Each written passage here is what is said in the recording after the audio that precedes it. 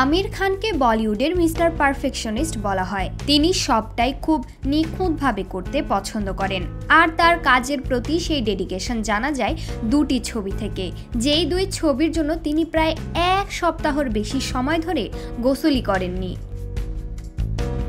সম্প্রতি এবিপি লাইভকে দেওয়া এক সাক্ষাৎকারে আমির খান জানিয়েছেন তিনি তার চরিত্রের জন্য টানা 12 দিন গোসল করেননি দুটি ছবির ক্ষেত্রে, আর সেই দুটি ছবি হলো গোলাম এবং রাখ। আমির খান বলেন, আমি এটা একবার নয় 2 বার করেছি।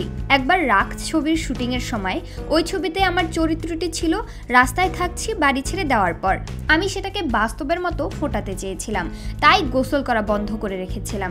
চেয়েছিলাম আমাকে তেমন দেখাক যারা দিনের পর দিন রাস্তায় পড়ে থাকেন। গোলাম ছবির প্রসঙ্গে আমির বলেন, গোলাম ছবির ক্লাইম্যাক্সে একটি লম্বা অ্যাকশন দৃশ্য আছে যেখানে আমায় বেধড়ক মারা হয়েছে। আমার ক্ষতগুলো বাড়ছে ধীরে ধীরে।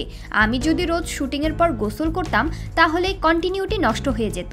তাই আমি প্রায় 1 সপ্তাহ গোসল করিনি, যাতে এক লুক এবং একই রকমের অনুভূতি বজায় রাখতে পারি, কারণ গোসল করলে পরদিন ফ্রেশ দেখাবে। তাই 1 সপ্তাহ গোসলই করিনি।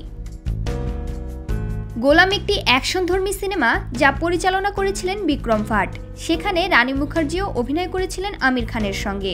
1998 সালে মুক্তি পেয়েছিল বিক্রম ভাট পরিচালিত সেই সিনেমাটি। অন্যদিকে রাগ ছবিটি 1989 সালে মুক্তি পেয়েছিল। এটি পরিচালনা করেছিলেন আদিত্য ভট্টাচার্য। আমিরের সঙ্গে সেই সিনেমায় ছিলেন সুপ্রিয়া পাঠক, পঙ্কজ কাপুর প্রমুখ। প্রমা কান্তা কোয়েল, বার্তা 24।